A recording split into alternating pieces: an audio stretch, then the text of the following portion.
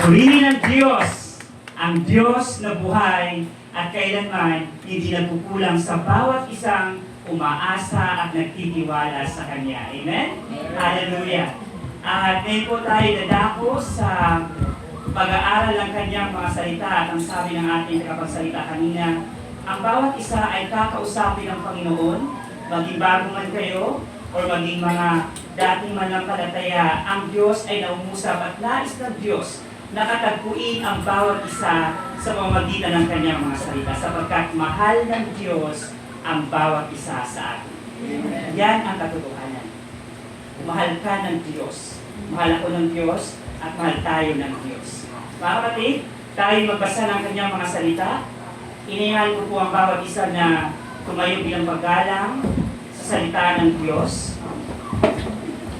At atin pong babasahin ang teksto na masusupungan natin sa aklat ng Roma, Kapitulo 2, talatang 28 hanggang 29. In the book of Romans, chapter 2, verses 28 to 29. At kung nasupungan na po, atin pong basahin ng sabay-sabay. Muli ang sulat ni Pablo sa mga taga-Roma, Kapitulo 2, talatang 28 hanggang 29. Sapagkat ang pagiging isang tunay na Hudyo ay hindi dahil sa panlabas na kaanyuan o dahil sa pagpupuri sa laman. Ang tunay na Hudyo ay ang taong nabago sa puso at kalooban ayon sa Espiritu at hindi ayon sa kautosang nasusulat.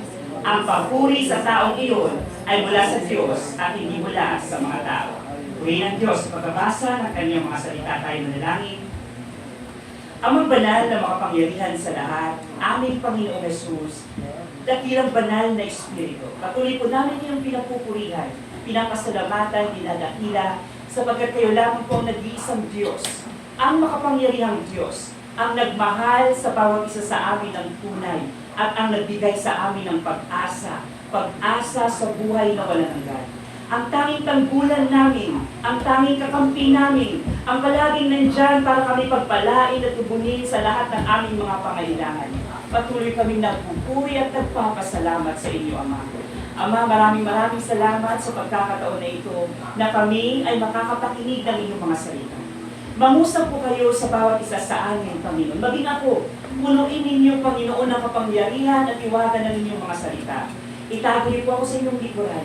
Hayaan niyo po kayo ang makita, Panginoon, ng bawat isa sa amin, Panginoon. At matanggap ng bawat isa sa amin, Panginoon. Ang iwaga, ang kapangyarihan, Panginoon, ng inyong mga salita. Matanin ito sa aming mga puso. Bayukin ito sa aming mga isipan, Panginoon. Maging kalakasan at katatagan ng bawat isa sa amin habang kami naghihintay sa muling pagbabalik ninyo, Panginoon, at makamit namin ang pangako ninyo na buhay na walang hanggan. Kapiling kayo dyan sa langit at bayan. Purihin kayo at sambahin sa tanging pangalan ng aming Panginoong Yesus. Amen. Hallelujah. Mahal na po ang bawat isa umupo. Mga kapatid, noong mga nakaraang linggo, pinag-usapan natin na tayo mga Kristiyano, dapat ang ating isipan, ang ating pamumuhay ngayon ay nai-excite nai-excite na nananabik sa muling pagbabalik ng ating Panginoong Yesus. Yun dapat ang nasa isipan ng isang Kristiyano. Yun dapat ang isang ang inaasahan ngayon ng bawat isa sa atin. Hindi ibig sabihin na hindi na tayo mag-aaral, hindi na ibig sabihin na hindi na tayo magpatuloy sa ating pamumuhay, kundi bilang mga manlalakbay sa mundong ito, dapat hindi na iwawaglit sa ating isipan kung sino tayo at ano ang kalagayan natin. Tayo ay mga anak ng Diyos, ang tunay nating tahanan ay sa langit na bayan. Amen. Tayo naghintay na lamang sa muling pagbabalik ng Panginoon. Bakit hindi pa bumabalik ang Panginoon? Ang pangako na ito ay isinulat pa 2,000 years ago. Ayon sa aklat ng Roma, ayon sa aklat na isinulat ni Pedro, chapter 2 verse 9, ang sabi niya, kaya pa hindi pa dumadating ang pagkakataon na pagbabalik ng Panginoong Hesus ay binibigyan pa ang bawat isa ng pagkakataon na magsisi, tumalikod at tumanggap sa ating Panginoong Hesus. Kaya mga kapatid, lalo na doon sa mga kabataan na bago, welcome po kayo sa gawain na kaya nito. Huwag kayong mahiya na dumalo sa mga salita, sa pangalan ng salita ng Diyos. Huwag niyo ikahiya na pumunta kayo sa simbahan, nakikinig kayo ng salita ng Diyos. Sapagkat sa buhay na ito, ang sabi ng Panginoon na pag-aralan din namin dito, John chapter 15, walang halaga ang buhay kapag wala si Jesus sa kanyang buhay. Mapalad kayo sa pagkakataon na ito, hindi po man kayo gaano kilala, ito yung unang pagkakataon na nakita ko kayo. Pero ang Diyos ay sobrang, alam ko, sa pagmamahal niya sa bawat isa sa atin, tuwang-tuwa, sapagkat tumugon kayo kung sino man ang nagyaya sa inyo. So, hindi niyaya kayo ng kaibigan ninyo, ng Pastor Vincent, o ng mga kasama dito namin simbahan, para lang maging kasama namin kayo, para lang dumami tayo dito. Hindi. Kinausap sila ng Panginoon. Nayayain kayo. Ginawa silang instrumento ng Diyos. Kasi nananabik ang Diyos na pati kayo ay maging kasama din ng bawat isa sa kanyang muling pagbabalik.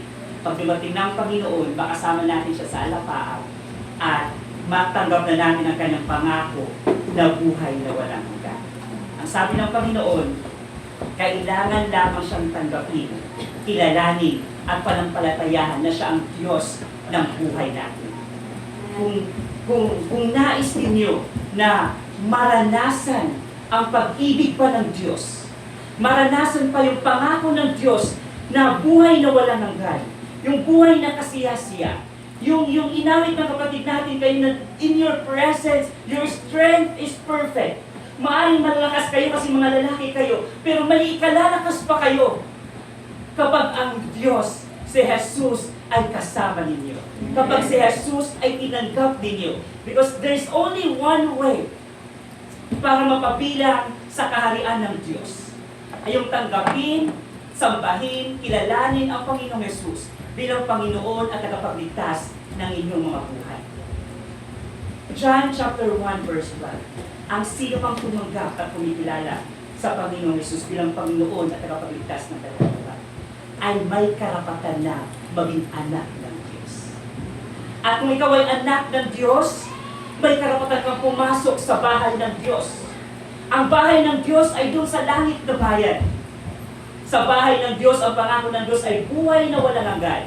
At habang tayo naghihintay sa muling pagbabalik ng ating Panginoong Hesus, habang tayo ay nagpapatuloy sa paggawa ng kung anong ginagawa natin dito, pag-aaral, pagtatrabaho, panliligaw, kasi ang sarap ng love. Huwag nating kalimutan na hindi tayo taga nito.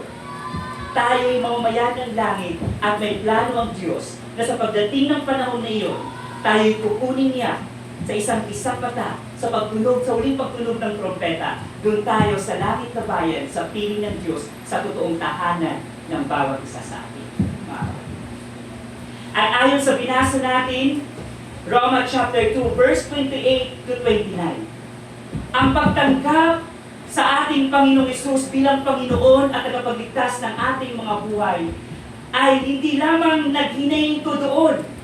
Ang sabi diyan, ang totoong Kristiyano, ang totoong tumanggap sa Panginoong Hesus, Panginoon, kayo na po ang Panginoon ng aking buhay mula ngayon at magpakailanman. Kayo na po ang Diyos ng aking buhay. Hindi nahihinto sa pagtanggap sa Panginoon. Inaasahan, take note, inaasahan, sabi ng ating binasa, na ang totoong Kristiyano nakikita ang pagbabago sa puso at kaluluwa. Sa puso at kalooban. Paano yan? Baka sabihin na bawat isa sa atin, maging sa mga bago, ayoko na maging Kristiyano. Kasi expectation pala, once na tinanggap na natin ng Panginoong Hesus, dapat may pagbabago. Dapat nagbabago ang puso at nagbabago ang kalooban. Kasi ang totoong tumanggap sa Panginoong Hesus, dapat it follows change. Ang sabi nga sa mga napapanood natin, God, hindi napunta dito ang Panginoong Hesus to start a rebellion, to start kung anumang kingdom, but His kingdom come for change. Yun ang purpose ng Panginoon. That change, pagkatapos natin tagapin ng Panginoon, will reflect in each of us. Sabi dyan sa binasa natin sa Romans chapter 2, verse 28 at 29, hindi ang pagiging Kristiyano at ang tumanggap sa Panginoon makikita sa panlabas na kaanyuan. Hindi lahat na nagsisimba ay totoong Kristiyano. Kaya huwag kayo matakot pumunta sa simbahan. Hindi lahat na nagbabasa ng salita ng Diyos ay totoong tumanggap sa Panginoong Hesus. Kaya nga noong unang panahon, sinabihan ng Panginoong Hesus ang mga Pariseo, yung mga pari, na alam ang salita ng Diyos, nag-aral ng kasulatan ng ilang taon. Sabi ng Panginoon, woe to you Pharisees and scribes, na nag-aaral ng salita ng Diyos pero hindi naman sinusunod kung ano nakasulat. Kaya mapalad kayo kung sa puso ninyo totoong tinanggap niyo ang Panginoon, hindi niyo pa man alam ang salita ng Diyos sa umpisa hanggang sa dulo. Kaya huwag kayo matakot pumasok sa simbahan ng Diyos. Kung ang goal ninyo ay makilala at maranasan pa ang Panginoon. Huwag niyo ikahiya na dumalo sa mga Bible study, sa mga pangaral, sapagkat ang Panginoong Hesus ay gustong kilalanin pa tayo.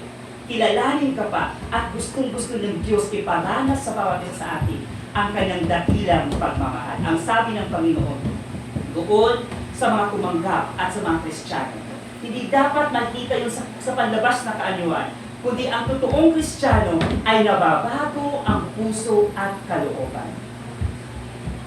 Nasabihin ng bawat isa sa atin, ang hirap pala maging Kristiyano. Kasi pagkatapos mong tanggapin, kailangan may magbago ka. Mga kapatid, it's an expectation. 2 Corinthians chapter 5, verse 17, alam na po natin ito, babasahin ko lang, na kailangan maunawaan ng bawat isa. That being a Christian doesn't stop in just accepting Christ sa ating buhay.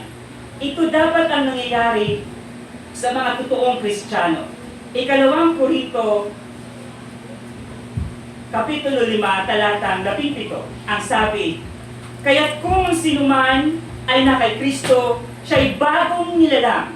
Ang mga lumang bagay ay lumipas na, tingnan ninyo, ang lahat ay naging bago. The moment na sinabi mo, Panginoon, kayo na po ang maging Diyos ng aking buhay. Kayo na po ang aking kilalaning Diyos mula ngayon at magpakailanman. Nung ikaw ay naging Kristiyano, ang sabi ng Panginoon, what follows must be the new you. Kaya kung ikaw ay Kristiyano, pero kung dati ka namang ganito, dati kang mananabong at mananabong pa rin ngayon, the spirit of being true Christian and the spirit of genuine acceptance of Christ, hindi talaga nangyari. Kung dati ay manunugal ka pa rin, kasi sinabi mong Kristiyano ka at ngayon manunugal ka pa rin. Kung dati ay manluloko ka pa rin ng babae, at ngayon marami ka pa rin nilolokong babae, hindi naaayon dito. Kasi sabi ng salita ng Diyos, ang sino man na tumanggap sa Panginoong Hesus, dapat ay isa ng bagong nilala.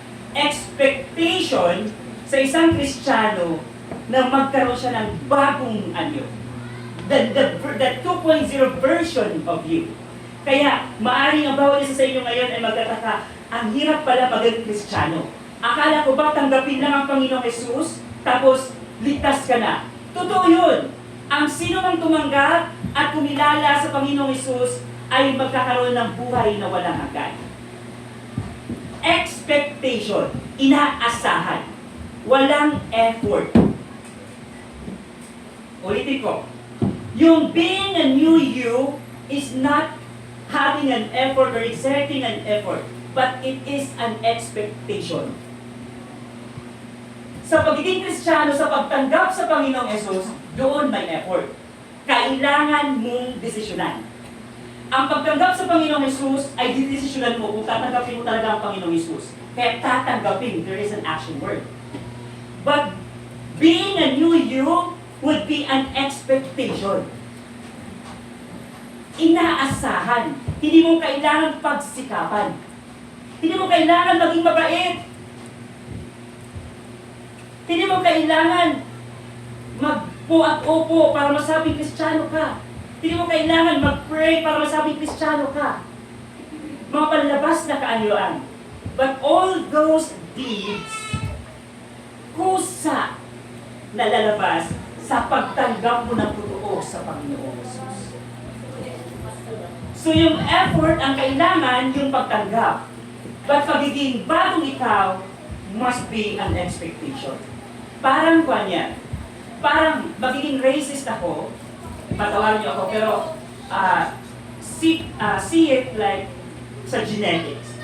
Yung dalawang Amerikano, expectation talaga dyan na mag-asawa, yung anak puti. Kailanman hindi magiging itim ang anak nila. Expectation! Hindi mo kailangan magpilihan, o ikaw, Han, mag-inom ka ng maraming gluta para ang anak natin maputi. Kailangan hindi magpa-araw kasi kailangan yung anak natin maging puti. Hindi mo kailangan pagsikapan na maging puti ang anak mo kasi it would be an expectation. Kaya sa pagtanggap mo sa Panginoong Hesus, if you genuinely accepted Christ, doon lalabas talaga yung bagong ikaw. Walang effort. Hindi mo kailangan ipakita sa tao na mabait ka. Hindi mo kailangan pilitin kasi mapapagod ka. But, kapag tinanggap mo ng totoo ang Panginoong Hesus, walang ka-effort ang mga bagay na ito sa iyo. Inaasahan, sabi ni Apostol Pablo sa mga taga-Roma, tayong mga Kristiyano, hindi makikita ang pagiging totoong Kristiyano natin sa panlabas na kaanyuan, kahit magkunwari ng tao. But what is expected sa iyo, darating panahon, sasabog yan at lalabas kung sino ikaw. Ang sabi ng Panginoon sa kanyang mga salita, ang totoong mga Kristiyano tumanggap sa Panginoong Hesus, inaasahan yung pagbabago sa puso at kalooban. Bakit hindi natin ito kailangan pag-effortan?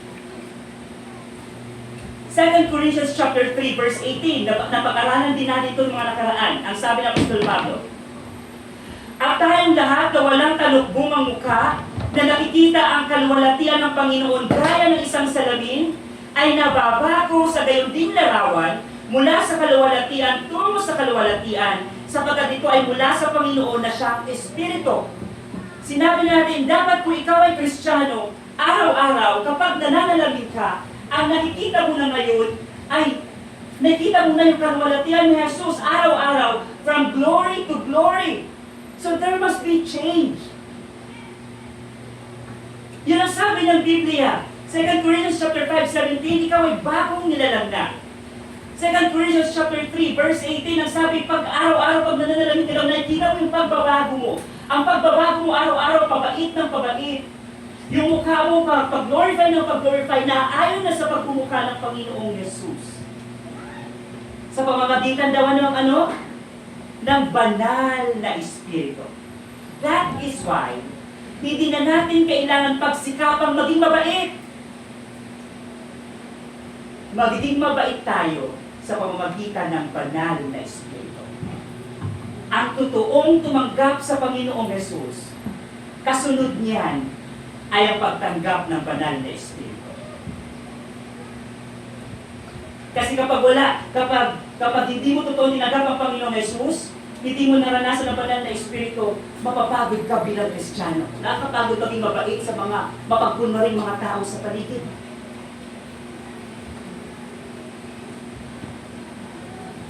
Marami mga manluloko sa paligid, ang hirap maging mabait. But if you truly accepted Christ, and then sabi ng Panginoon, unahin pagtanggap sa Panginoong Hesus, at ang Panginoong Hesus ang siyang magbabautismo sa atin sa banal na Espiritu. At yung binasa natin sa 2 Corinthians chapter 3 verse 18, ang banal na Espiritu ang siyang magbabago sa iyo araw-araw. From glory to glory. Sabi ng Panginoon. Kaya sabi dyan, sa binasa natin sa Romans chapter 2 verse 20-29, ang tunay na Hudyo ay ang taong nabago sa puso at kalooban ayon sa Espiritu. Kaya hindi natin kailangan pekehin ang ating pagiging mabuting Kristiyano. Only through the Holy Spirit. At matatanggap lamang natin ang banal na Espiritu walang ibang magbibigay sa atin ng banal na Espiritu, John chapter 14, kundi ang Panginoong Jesus. Kaya kapag hindi mo tinanggap ang Panginoong Jesus, hindi mo matatanggap ang banal na Espiritu. Mapapagod kang maging mabait sa mundo. Your life will just be full of disappointment, discouragement. Pero sabi ng kapatid namin na your strength is perfect. Yung perfection na yun, gusto ng Panginoon iparanas sa bawat isa sa atin. Kaya sa pagtanggap natin sa Panginoong Jesus, matatanggap natin ang banal na Espiritu, John chapter 14, at ang banal na Espiritu ang siyang magbabago sa atin. At magugulat na lang tayo, kaya pag talaga tayo, dati parang pag narinig na ako, nagkakanti na ng isipan ko. Ngayon, pag sinabi na ako, pangit ako, iba na. Napansin mo ng iba. Hindi mo pinilit lang. Hindi mo pinaplastic na ngayon. Kundi sa kalooban mo, parang may nagbago na sa'yo. Because that's the work of the Holy Spirit. Dahil sa pagtanggap mo sa Panginoong Isus na totoo, na nagpabautismo sa iyo sa banal na Espiritu, na siyang umitino sa iyo ngayon para magbago. And, mga kapatid, yung paano matanggap ang Panginoong Isus, paano matanggap ang banal na Espiritu? Kung hindi ka nagsisimba, kung hindi ka ayaw mong umattend ng mga Bible study, ayaw mong magbasa ng salita ng Diyos kasi kinakaya mo. Paano mo makikilala ang Panginoong Hesus at paano makilala ang banal na Espiritu na siyang maging katulong mo para sa pamumuhay na ito kung ang mga tao ay ayaw magsimba? Ang totoo, sa simbahan lamang pinag-uusapan ang Panginoong Hesus. Sa trabaho, pinag-uusapan niyo ba ang Panginoon? Sa negosyo, pag nagtitinda ka, pinag-uusapan niyo ba ang Panginoon? Sa school, pinag-uusapan niyo ba ang Panginoon? Kahit sa bahay, pinag-uusapan niyo ba ang Panginoon? If, ngayon pa lang, kinikilos ka, kapatid, na gusto mong kilalanin ang Panginoong Hesus, ang banal na Espiritu, huwag mong ikahiyang lumapit sa Kanya. Because only sa salita ng Diyos at sa mga ganitong pangaral, makikilala mo ang Panginoong Hesus. Sa 2 Timothy chapter 3 verse 16. 2 Timothy chapter 3 verse 16, ang sabi ng salita ng Diyos. Ang lahat ng mga kasulatan ay kinasihan ng Diyos at mapagkinabangan sa pagtuturo, sa pagsaway, pagtutuwid, at sa pagsasanay sa katuwiran. Ang sabi ng Panginoon, ang kanyang mga salita ay kinasihan ng Diyos. Pag sinabing kinasihan, nilukuban, binigyan ng siniliwan ng kapangyarihan, and that power is the Holy Spirit. Kasi itong salita ng Diyos daw ay makakatulong sa bawat isa sa atin para turuan tayo, sawayin tayo kung may mali tayo, tuwirin tayo, at i-train tayo sa pamumuhay na may kabanalan at sa pamumuhay na may katuwiran. Ngayon, kung hindi ka nakakapakinig ng salita ng Diyos, kung hindi ka nakapagbasa ng salita ng Diyos at hindi ka uma-attend ng Sunday service, prayer meeting, or mga Bible study, kung wala kang alam sa salita ng Diyos, paano ang banal na Espiritu makakakilos sa iyo? Yung mga nakaraan, sabi ng pastor natin sa aklat ng Roma, ang pananampalataya ay nagpapasimula sa pakikinig ng salita ng Diyos. Kaya kayo mga kabataan, ang palad-palad ninyo, sapagkat tinugon ninyo ang panawagan at pagmamahal ng Panginoon na ngayon ay makikinig kayo sa salita ng Diyos. Ang sabi ng Panginoon, itong salita ng Diyos, ang tulong ng bawat isa sa atin para ang banal na Espiritu, kasi kinasihan ito ng banal na Espiritu. Hindi ito salita ko at huwag niyong hamakin ito kasi ito sabi ng binasa natin, nilukuban ito ng kapangyarihan ng banal na Espiritu. And we need to experience that power. And that power could cause change within us. Para tayo matuto, sawayin. Nung nagawain kami sa Marikina, naglalakad kami ni Sister Marlene, di ba po nanonood siya ngayon? Kasi may mga anak, hindi siya, pinapasahay ko siya kay Pastor Vincent, maglakad lang daw kami. Ang sabi niya sa akin, Pastor Ryan, ayoko na muna magpagawain. Kasi ang pakiramdam ko, ang makasalanan ko. Bakit naman po? Kasi, dito, yung kapitbahay daw nila, na pinakabit na nila ng tubig, tapos, nagka-problema sa tubig, hindi daw siya binabayaran. Ngayon, sinisingila niya, mas galit pa daw sa kanya. Umabot daw sila sa baranggayan. So parang, ano na lang po, palagi na lang akong huli ng tawad sa Panginoon. Mga kapatid, may isang preaching na napanood. The moment na isang Kristiyano ka, mas lalo mong nararamdaman na makasalanan ka. Totoo yun. Ako ilang beses ako araw-araw lumulod para magsabi, Lord, sorry, patawarin niyo ako. Bakit? Because the Holy Spirit is working within you. Sinasaway ka sa maling pag-iisip mo, sa maling puso mo. Makapag-isip ka lang ng mali sa kapwa mo, sasaway ka naman ng Espiritu. Lulod ka naman, Lord, sorry sa nasarap na isip ko, Lord, sorry na sa... Kaya, natutuwa ko sa naparinig na pakinig ko preaching ngayon. Pag ikaw ay Kristiyano, mas na-realize mo na napakasalanan mo pala. Sabi ko kay Sister Marie, ganun po talaga. Kasi sinasaway tayo ng banal na Espiritu. Even the smallest details, yung thought mo lang na may mag-isip ka ng masama sa kapwa mo. Kapag hindi ka Kristiyano, hindi mo mapapansin yun na mali. Pero pag Kristiyano ka, mapapansin mo yun, hindi dahil sa effort mo, kundi dahil ang banal na Espiritu ay binabago ka sa kalooban mo. Kaya nararamdaman mo, ang dumi-dumi ko, ang makasalanan ko. Ilang beses kayo lumulog para humingi ng tawad. Ganun ang mga Kristiyano. Kasi nakikita nila kung gaano sila karumi. At unti-unti yung tinatanggal ng Panginoon, tinuturuan tayo, sinasaway, para sanayin tayo sa pamumuhay na nasa katuwiran at sa kabanalan. We are in the process. Mga kapatid. At ang banal na Espiritu ang gagawa nun para sa atin. Hindi ikaw. Kapag dati ang sakim-sakim mo, tapos ngayon, may makita kang ulubi, isusubo mo na lang. Hindi mo effort kasi sa kalooban mo. Hindi ka naman dating ganon. It is the Holy Spirit working within you. Kaya hindi mo mapepeke yung mga mabubuting gawa mo. Mga kapatid. Tayo dadako sa pangalawang bahagi ng ating pag-aaralan. Paano masusukat na may pagbabago talaga sa bawat isa sa atin?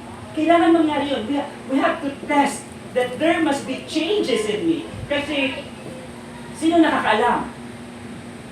Kahit ang pastor, kaya ninyong lukuhin na mabait kayo, pero hindi naman pala kayo mabait.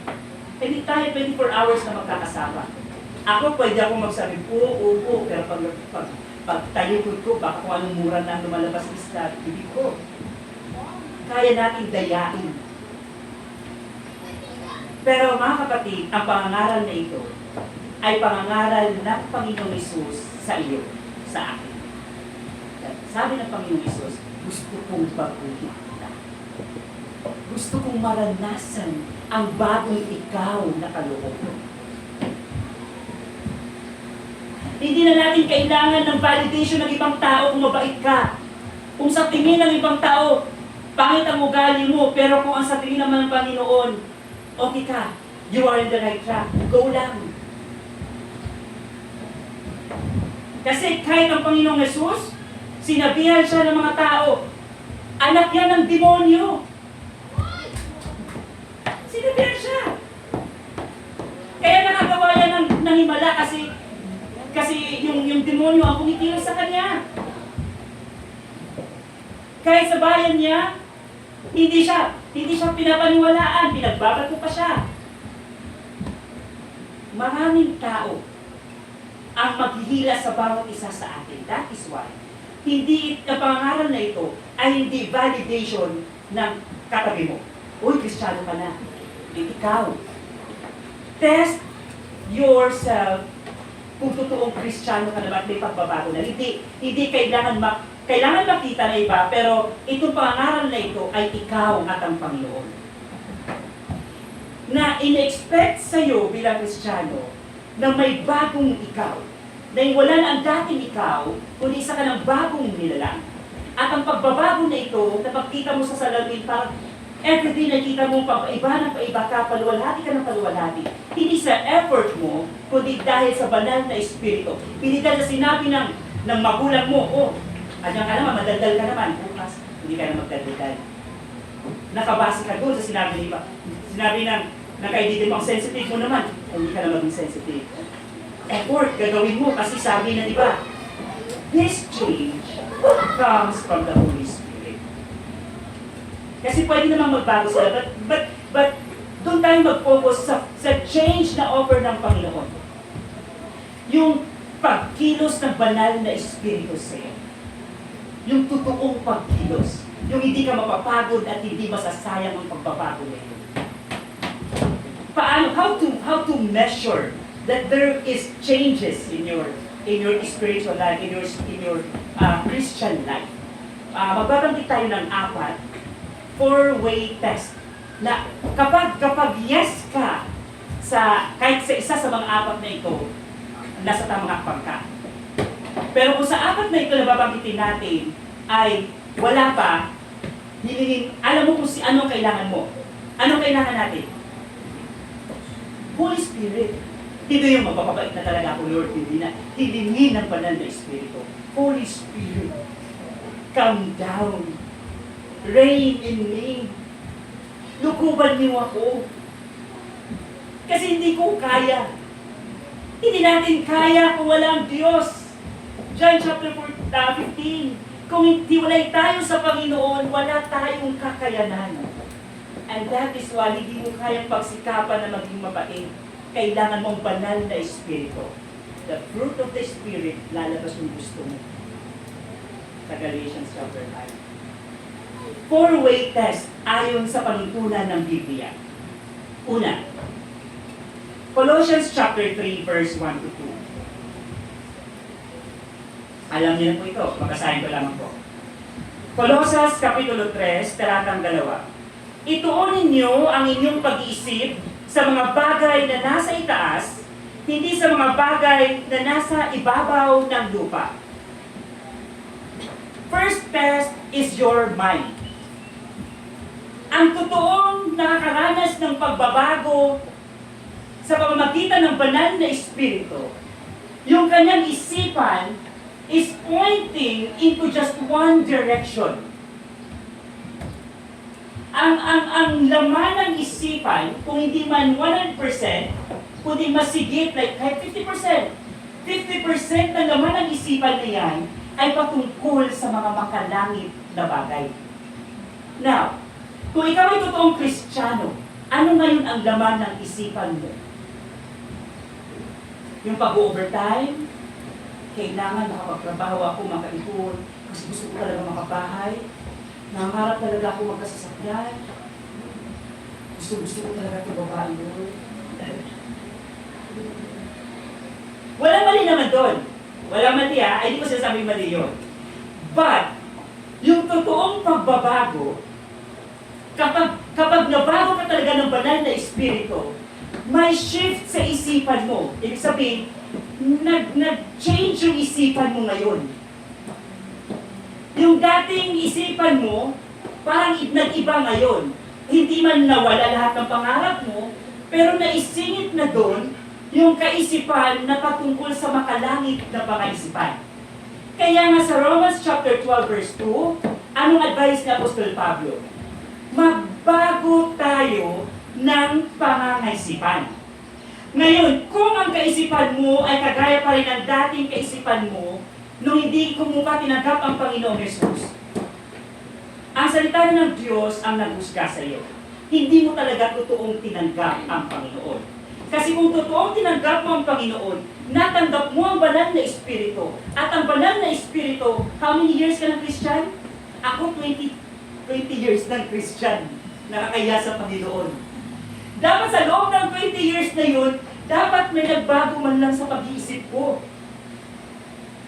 Kasi kung walang nagbago, hindi kumilos ang banal na Espiritu. Hindi niya ginawa ang kanyang trabaho. Pero ang banal na Espiritu, hindi pwedeng hindi magawa ka ng trabaho. Ang totoo, wala talaga siya sa'yo. Kaya walang nakagawa sa kalooban mo. Kaya hindi nag-stop doon sa pagtanggap sa Panginoong Hesus. The moment na tinanggap mo talaga ng totoong Panginoong Hesus, kasunod noon, yung pagbabautismo sa iyo ng banal na Espiritu. Because kung ikaw lamang hindi mo kaya, but by the help of the Holy Spirit, kaya mo. Sa mga Gawa, Kapitulo 10, hindi Hudyo, si Cornelius, isang kawal ng mga Romano. Nagnasa talaga siya ng banal na Espiritu, nagnasa siya sa pangangaral patungkol sa Panginoong Hesus. Nakakaroon siya ng pangitain na doon sa Joppa, may tinatawag doong Pedro o Simon. Puntahan mo, tinutusan niya.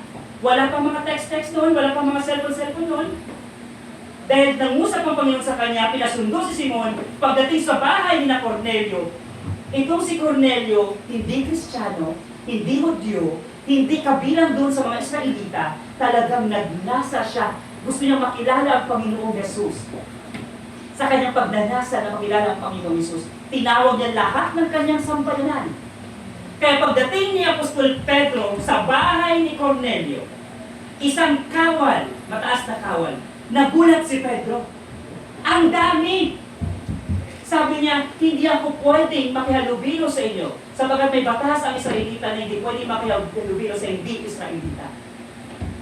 Pero dahil yun ang kalooban ng Panginoon, pagkatapos mangaral ni Apostol Pedro, hindi pa nababautismohan sa tubig, bumaba ang banal na Espiritu. Ang totoong proseso sa pagiging Kristiyano, nauna ang pagtanggap sa Panginoong Hesus, magpapabautismo sa tubig, susunod ang bautismo sa banal na Espiritu. Pero nabago sa pagnanasa ni Cornelio. Nauna silang bautismohan ng banal na Espiritu bago ang bautismo sa tubig. Because napakahalaga sa isang Kristiyano ang banal na Espiritu. Kasi walang kwenta lahat ito kung wala ang banal na Espiritu sa buhay natin.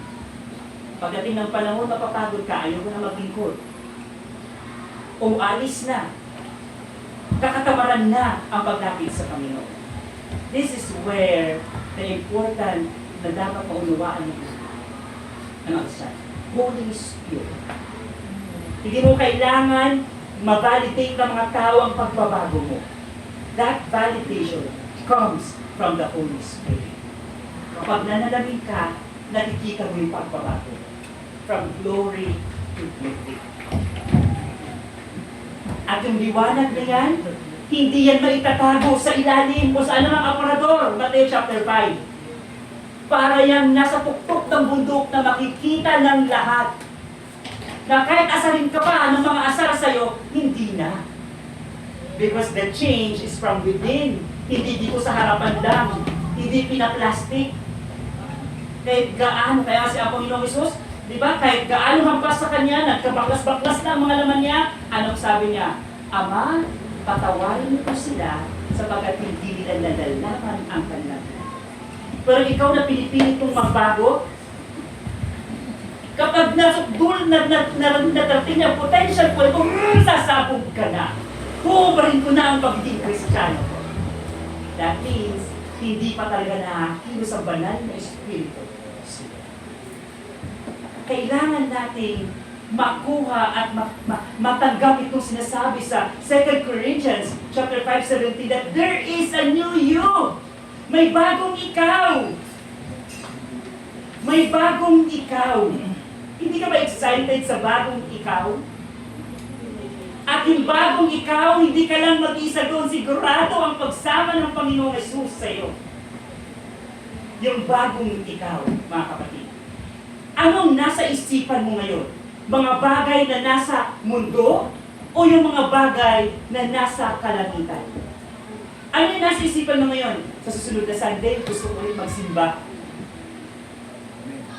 Mamaya, gusto ko na magbuklat ng Biblia. O ano nasa isipan mo? Tagal naman ng preaching. Pupunta pa kami ng SM. Ano yung bibilin ko? Meron akong 1,000, gusto ko bilhin ko.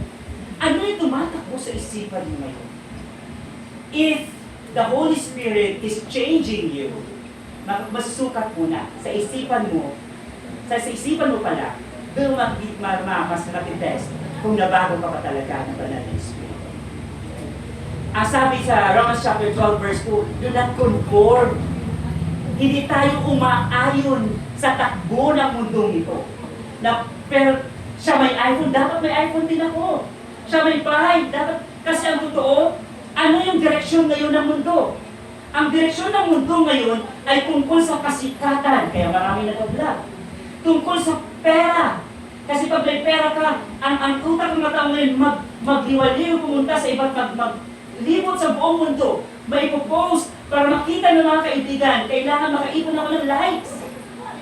The world is the direction ng world is pointing into just one direction. Yung pagsikat, pagbabayaman, at alam mo. But the direction sa Panginoon, yung buhay na itinatalaga ang buhay para sa Panginoon kasi alam niya kung anong direction niya, yung langit na bayan. Yung pinag-usapan natin yung nakaraan. What is in your mind? We do not conform into this world. Ang sabi, mukhang hindi natin matatapos ito, 4 pero kailangan natin, sa susunod na bibigyan loobin ng Diyos. Dapat yung isipan natin ay hindi umayon sa takbo ng mundo. Minsan nag-usap kami mag-asawa about blessing. Paano mo iniisip ang blessing? Yung paano mo sinusukat yung pagpapala? Ang pagpapala ba ay kapag mayroon kang bahay na malaki, mayroon kang iPhone, o anong iPhone yan na mga latest, tapos kapag ang cellphone mo ay 3210, pero pa nun, hindi ka na pinagpapala ng Panginoon. Remember, ang sabi ng Apostol Pablo sa Romans chapter 12 verse 2, do not conform into this world. Huwag kang umayon sa takbo ng mundo. Hindi mo ba naisip na mga iniisip mong pagpapala ay ayon sa takbo ng mundo? Think of those Christians noong 1920s, 1930s, 1940s. Wala pang cellphone noon. Kung ang pagpapala mo ay mayroong cellphone, so hindi pinagpapala ang mga Kristiyano noon? Kasi yun ang salita nila sa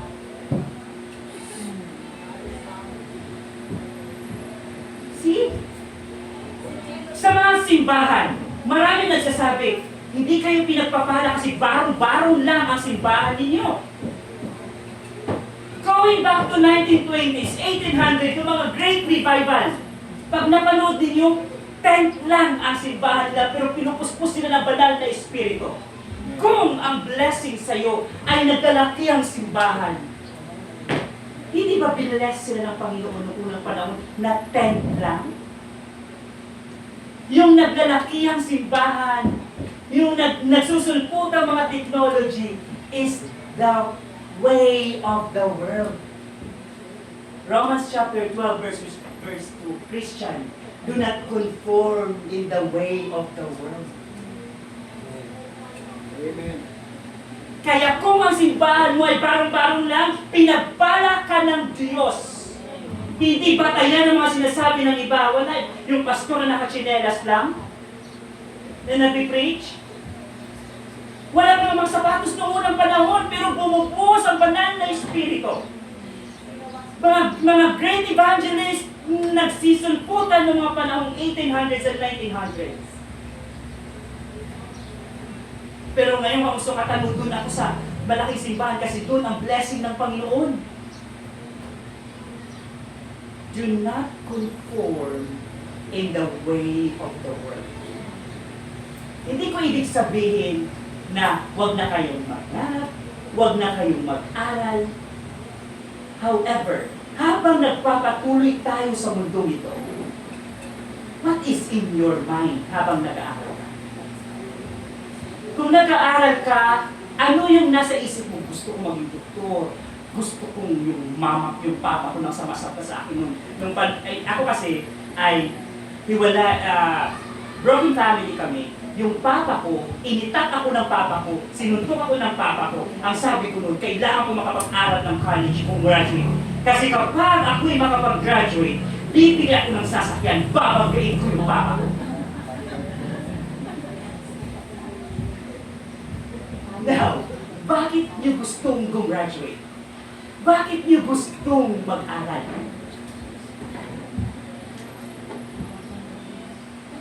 If that thinking my changes towards heavenly things, you are in the right track. The Holy Spirit is in you.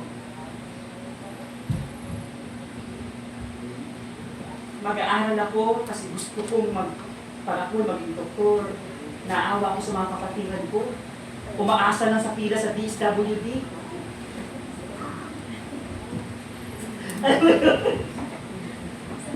Magtatrabaho ako kasi ang konti ng kita ng church para makadagdag man lang ako sa tithes ko. Bakit ka nag-girlfriend? Bakit gusto mo mag-asawa? Kasi gusto kong makatikim? Gusto kasi maganda ito. Ecclesiastes, basahin niyo Ecclesiastes. Bakit nag-asawa ang dalawa? Para makabuo ng isang pamilyang naglilingkod sa Diyos. Bakit ka nag-girlfriend? Mag-girlfriend ako kasi gusto ko itong maging kasama ko sa paglilingkod sa Panginoon. Sabay kami magtutugtog. Pag mangangaral, sabay kami mangangaral. Ang mga anak namin, tuturuan namin. What is in your thought, in your mind, habang naglalakbay tayo sa mundong ito? Kasi ang totoong binago ng Panginoong Yesus, binago ng pagiging Kristiyano, ay sinusunod ang sulat ng Apostol Pablo sa Romans chapter 12, verse 2. Nagbabago ng isipan, hindi umaayon sa tukbo ng mundong ito. Ang sabi ng Panginoon, itinutuon ang kanyang isipan sa makalangit na bayan. Bakit ka nagtatrabaho? Bakit ka nagbi-business? Ano yung nasa isipan mo? Mga kapatid, kung hindi pa naman ganun talaga ang isipan mo ay nasa makalangit na bayan, huwag kang mapanghinaan ng loob. Ito yung dahilan kung bakit hindi pa bumabalik ang ating Panginoong Hesus. Dahil sa mahal na mahal Kanya, gusto Kanyang makasama, binibigyan Kanya ng pagkakataon. Marami nagsabi ba, 2,000 years ago pa yan! Hindi totoo yan! Marami siyang mahal pa na gustong makasama sa langit na bayan.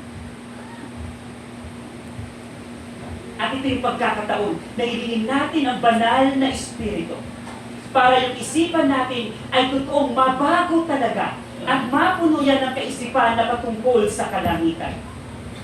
Hebreo chapter 13 verse 5. Nasa isipan pa lang tayo mga kapatid. Hebreo chapter 13 verse 5. Ang sabi ng salita ng Diyos.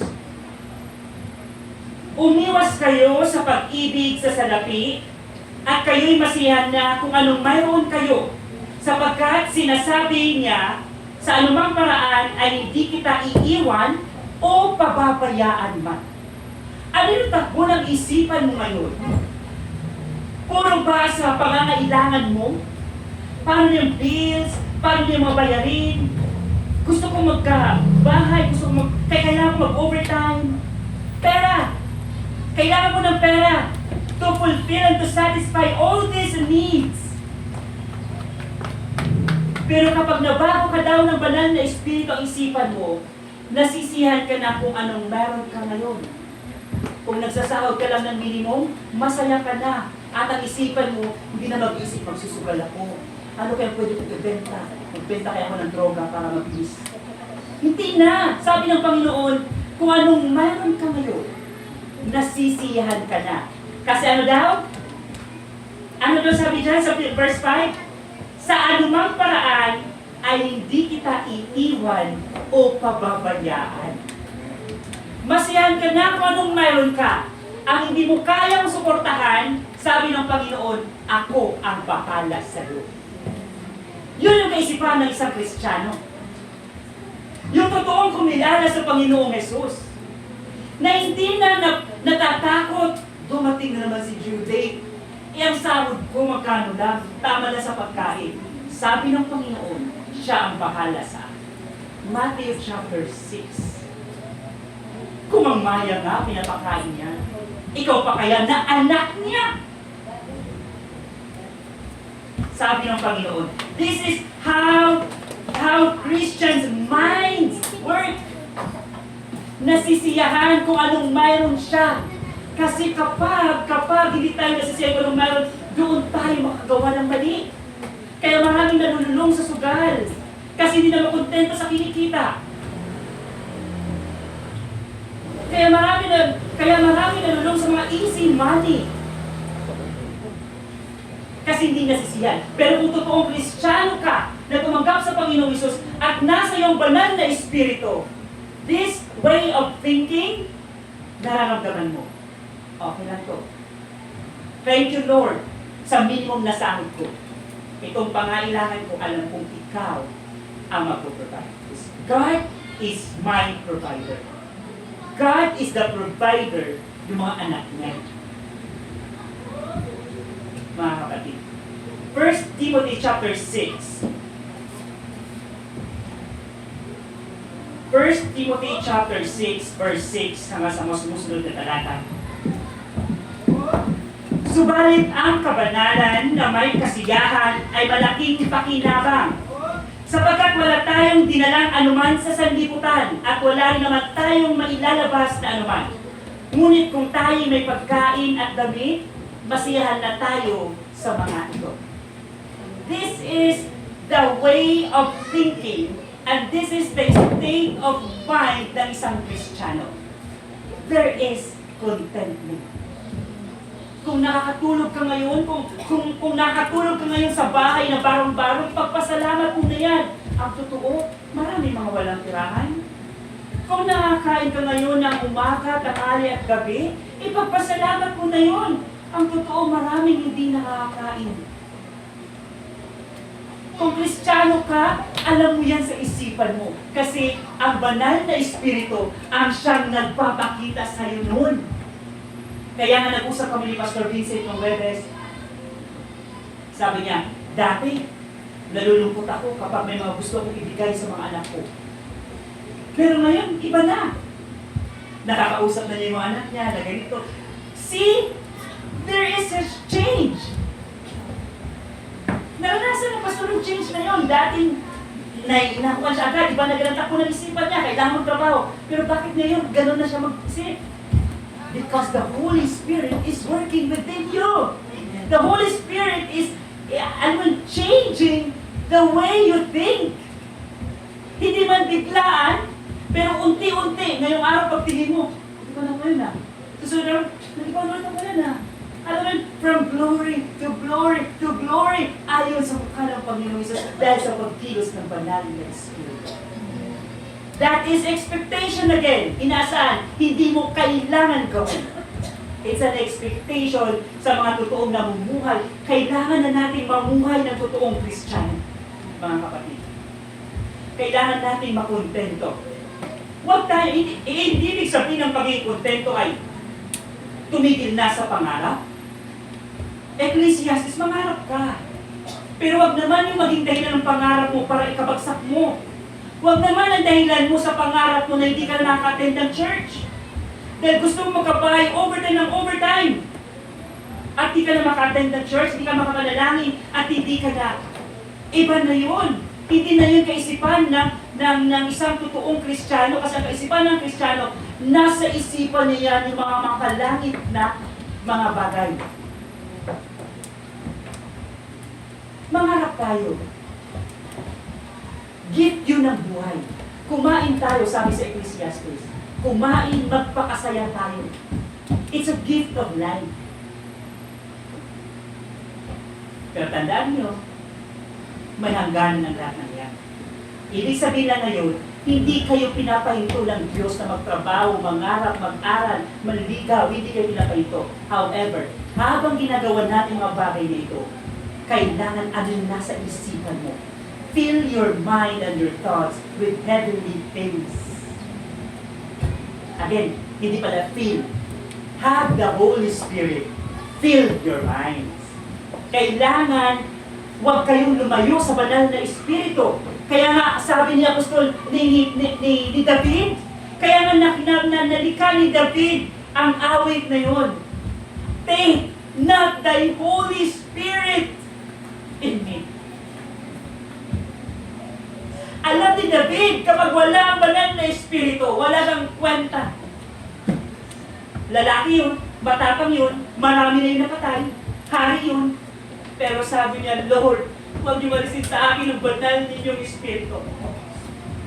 Ikaw pa kaya, na wala ka pang nakapatunayan sa sarili mo? Yung hari na yun, sa kanyang kaharian, sumusunod na ang lahat ng nasasakupan niya. Sabi niya, huwag na huwag kayo umalis sa aking banal na espiritu.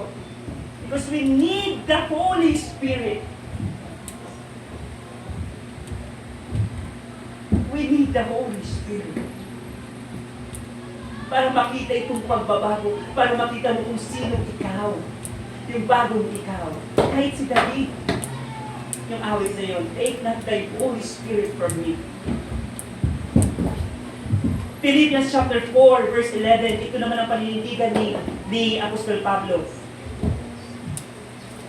Filipos kapitulo 4, talatang 11. Hindi sa nagsasalita ako, dala ng pangangailangan, sapagkat aking natutuhan ang masiyahan sa anumang kalagayang aking kinaroroonan. Marunong akong magpakababa at marunong din akong magpakasagana.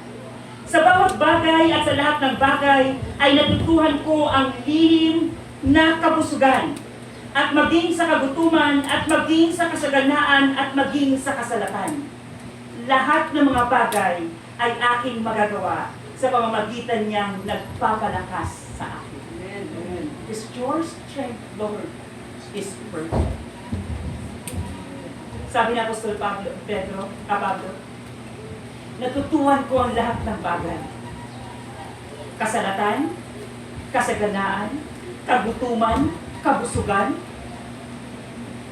Sabi niya, natutunan niya ang lihim na ito.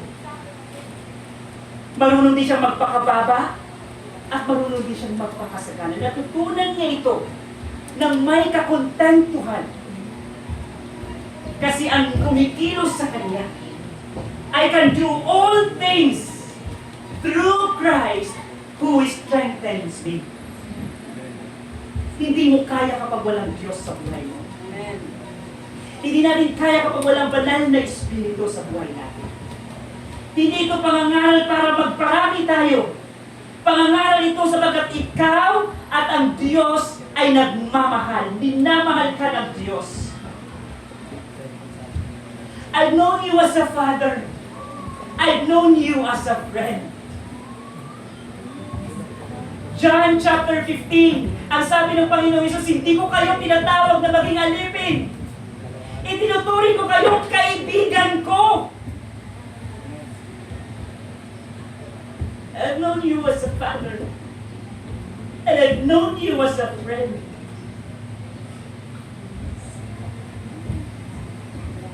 Kaibigan ang tulisan ko ng Panginoon.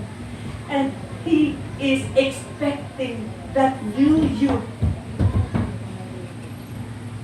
na ma-achieve mo. Hindi ito para bumuo tayo ng simbahan. Ito'y para bumuo ng relasyon sa Panginoon, ikaw at siya. Hindi yung pakipagrelasyon na kapag mag-asawa na, kung alam ko lang na ganyan ka pala. Ito yung pakipagrelasyon na in-expect ng Panginoon na maging ikaw kasi siya tumutulong sa'yo. Sinusuportahan ka niya, ibinigay niya ang banal na Espiritu para ma-achieve mo yung new you. And that is an expectation. And His strength is perfect. He will be your provider. He will be your guide. He will be your totoong pag nagmamahal sa iyo. He is your Father. He is your friend. He is your everything. Habang tayo dito sa mundo ito. Pagkatapos, pag nandun na tayo sa langit na bayan, tuubin ng Diyos, mapag-aralan natin na kung ano ba talaga ang gagawin natin doon. Hindi lang basta tayo magpupuri doon, meron tayong halaga doon, meron tayong gagawin. Gusto ng Diyos na makasama ang bawat isa sa atin. That is why, kailangan yung pagbabago na dulot ng banal na Espiritu ay maranasan talaga natin. Mamalas natin yung pagbabago na ino-offer ng Panginoon. Ang sabi ng Panginoon, wala nang dati mong pagkatao, ikaw ay bago na. Kapag tumitingin ka sa salamin, ay kita mo yung pagbabago mo from glory to glory. At kapag ikaw ay totoong Kristiyano na sabi, nagbabago ka sa kalooban at sa inyong puso, una nating test is our mind. What's in your mind? That mind, the mind of a Christian, is pointing towards into just one direction. Yung direction na yun is heavenly things. At kapag yun ay check sa bawat isa sa atin, hindi man pa, marami pa, may konti pa, then the Holy Spirit is working within. May tatlo pa tayong pag-usapan loobin ng Diyos sa mga susunod na pag-aaral natin. Dito muna tayo dito. Kailangan mamanas natin ang paggawa at pagkilos ng banal na Espiritu sa atin para makita ang totoong bagong ikaw una sa isipan natin. What's in our mind? It must be pointing towards the direction into heavenly things. Mga kapatid, sa Diyos ang pinakamataas na papuri, karangal at pagsama.